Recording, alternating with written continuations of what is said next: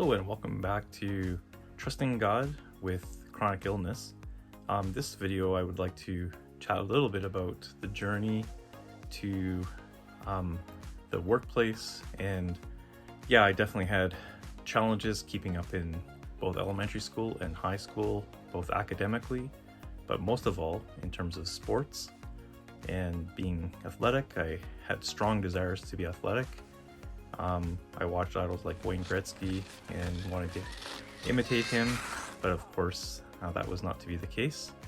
But I strived always to be one who would be respected by his peers and hopefully chosen to be on the team faster than other people, which was not always the case. But I think that transition from school, where it's focused on academics, and sport more to the workplace. So I worked with a Christian ministry called Power to Change. It was originally called Campus Crusade for Christ, and then went to Campus for Christ, and then Power to Change. So went through several name changes during my time with them. And I moved from Saskatoon to the Metro Vancouver area, and I started working at SFU. And it was a big transition for me because I was leaving family, I was leaving my home that I grew up in, and I moved to Vancouver after raising financial support and lived in Burnaby and worked at Simon Fraser University. And of course, Simon Fraser is known for its gloomy winters. It's on top of a mountain where a lot of fog sets in, and just the darkness of the winter in Vancouver at best. But on top of a mountain that's often fogged in was even more challenging. Throughout that first year, I just felt so tired, so exhausted. I remember students asking me, "Why don't you hang out with us after for the social times?" And I would just tell them, like, I have spent all my energy just trying to get through the week and fulfill my responsibilities as a worker on campus, helping people to know about Jesus. And it was frustrating to me because I wanted to be with them. I wanted to be more engaging with them. I wanted to relate to them as a friend, as one who would hang out with them after hours, so to speak. But I just felt like I didn't have the energy, and especially the relational energy. I had no idea at the time that chronic fatigue syndrome is definitely characteristic where you just don't have social energy to relate to people like maybe you once did, or like other people do have. And so it was a source of frustration for me. But I also remember going to our staff, retreats or training times, being so tired that I just kind of felt lethargic. And, sometimes they would want to watch a movie or something, and I would just lie there and close my eyes. I just didn't have interest in watching. And I rarely could get a good sleep when I went on these retreats. And another thing I started to learn too is that my preferred pace was very slow compared to the others around me who had more of a high pace, lots of meetings packed into a short amount of time.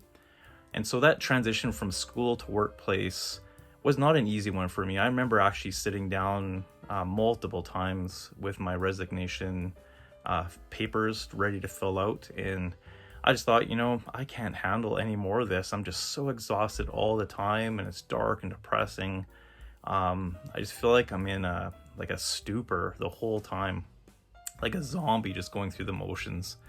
And this is when I was supposed to be enjoying ministry, and there were certain stressors on my staff team as well that contributed to just the anxiety, the sense of loneliness, living in a kind of not so great roommate environment as well. There was a lot of racism in my house that I was living in, and so I eventually learned that I probably need to either live on my own or be very careful who I roommate with, because that was a relational stress, and I couldn't feel at ease in my house. And so these are many compounding issues that through the years, I was wondering, it's a seasonal affective disorder. But then progressing over the years, it just got worse and worse. And a lot of my coworkers would say, I'm concerned for you, Corey. I see that you're really struggling. You're yawning all the time. You're just so tired. And I was one busy guy. I took on extra responsibility. I was directing ministry at UBC, and I was reluctant to take on the leadership at first, but I eventually did take it on, and had a thriving group of students that we were working with, and it was growing. And I was, in some ways, should have been having the time of my life. We were seeing dynamic growth and involved and committed students, students going on mission trips, signing up for conferences, doing all the right things. But I was just waning. I was languishing. I was not flourishing. And eventually I started to talk to my managers about my condition, that I was so tired. And I had 2 different managers to begin with, and they would just kind of say to me like, oh, I hear you, and I know it's hard for you, but we don't have anybody that's going to be taking your role, so you kind of have to just do it. And I did endure for a while, but then eventually a new director came in from Alberta, the next province over, and he just sat me down and listened to me.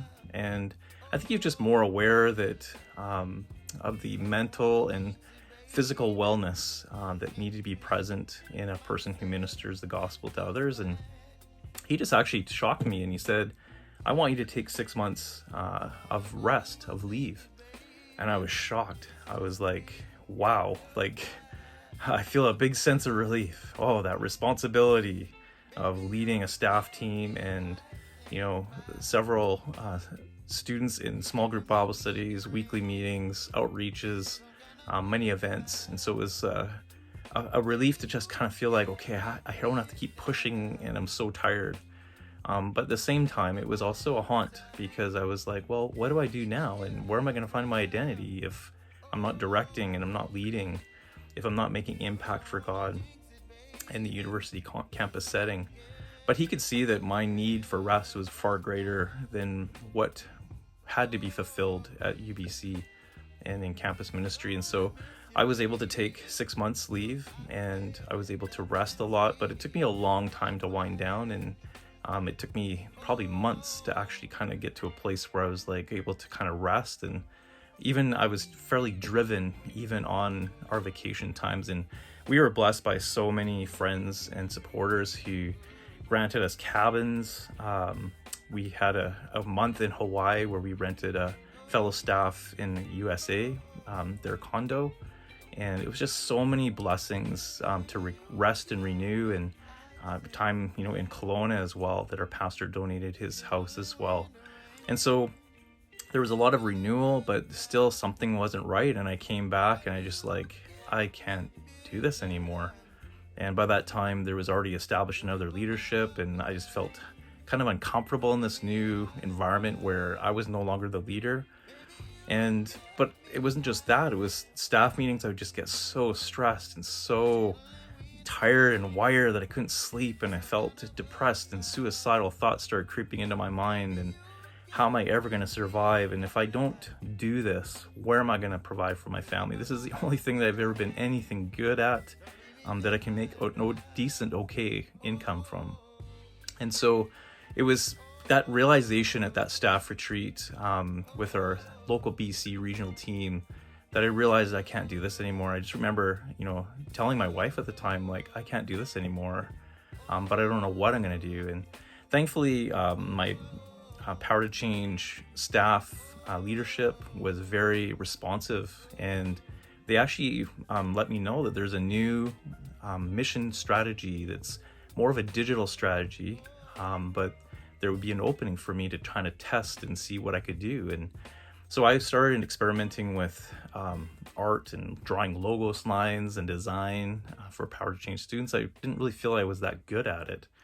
But I kind of persevered and fumbled and failed and tried to make something out of it. But eventually I was asked to consider writing for the P2C blog.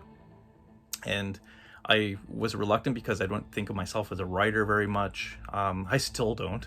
But I just wanted to, they gave me the opportunity to share my heart and my journey and my challenges of mental health, but also the physical challenges of being in ministry and how taxing it can be.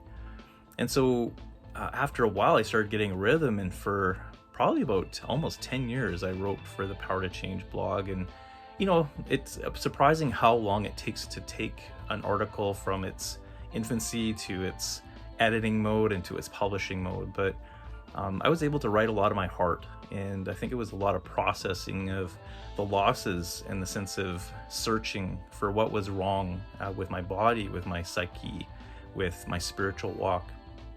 A lot of the idols of ministry that I had in working with students were exposed in that time. And not only that, but I was able to take more time just at home and not have to commute to work. I wasn't in a busy, loud environment anymore. I was able to pace myself a lot better. My staff were just amazing.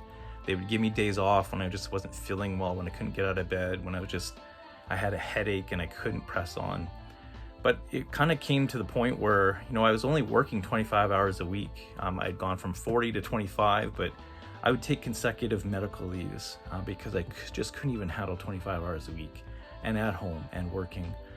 And I thought, okay, I understand the social dynamic is taxing, the physical getting there and all that stuff. But, being a person working at home, I thought, like, this is easy. It should be the easiest thing I can do. But people started helping me realize that writing is not easy, and that I had a lot of mental capacity challenges as well. And so I wasn't aware that my cognitive aspect of chronic fatigue syndrome, I would just get intense brain fog, headaches every day. I would, around a couple hours of work, I would just start phasing out. I felt like I just had to spend the rest of the day in bed recovering. And the weekends were not times to go out. I was stressed if I had to go out, but instead they were times of just recovery. And so the definite sense of there was something going on, and eventually my human resources HR department, one of my allies that was looking out for me, just said, Corey, I've noticed you've taken a series of medical leaves. Have you ever considered taking long-term disability? And I was scared of those words because I did not have a very easy journey with even my medical leaves with insurance companies. But this time was different because I knew I was on the cusp of getting into BC Complex Chronic Disease Clinic and the program there. And I knew that if I got a diagnosis and it was from a medical authority, there might be a better chance of me getting the insurance for long-term disability. And so it was amazing how, even though I had to wait 2 years to get into the program, even though I had to wait, much longer to actually get people listening to me seriously in my workplace or just in the medical community, beyond just the mental health issue.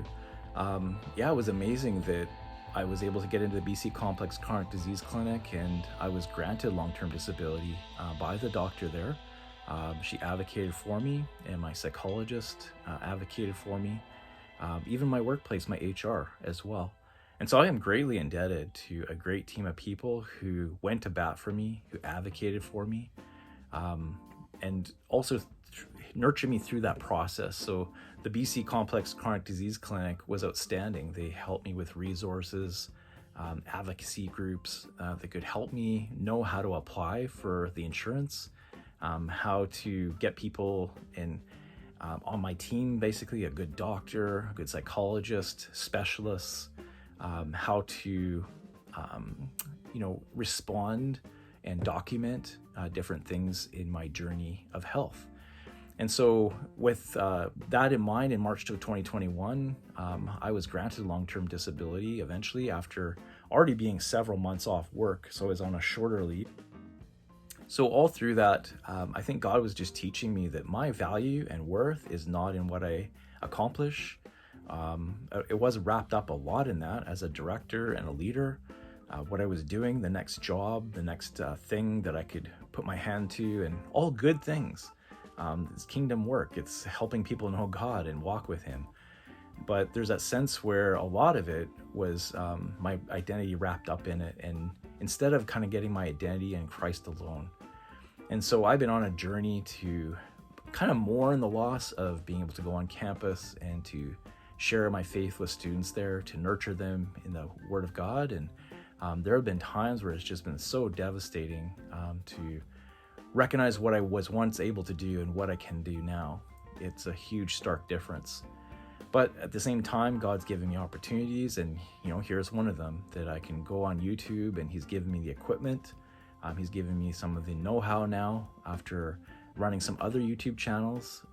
But this is kind of the thing I was hoping it would bring it to you, is that I could use some of the things I've been learning and pass them on to those who have CFS or fibromyalgia and help them in their journey. But yeah, that's the transition in the workplace.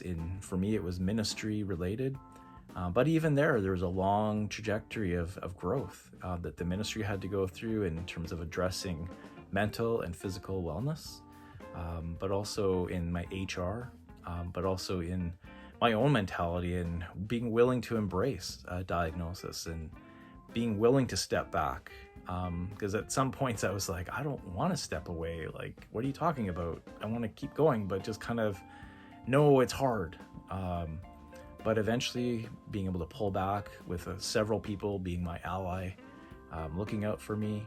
I'm in the better place now for being on long-term disability and for not having to do the daily grind of a tight schedule, but being able to be flexible, so it doesn't push me beyond my energy envelope and what my pacing can allow, to help me to flourish and to help me be okay.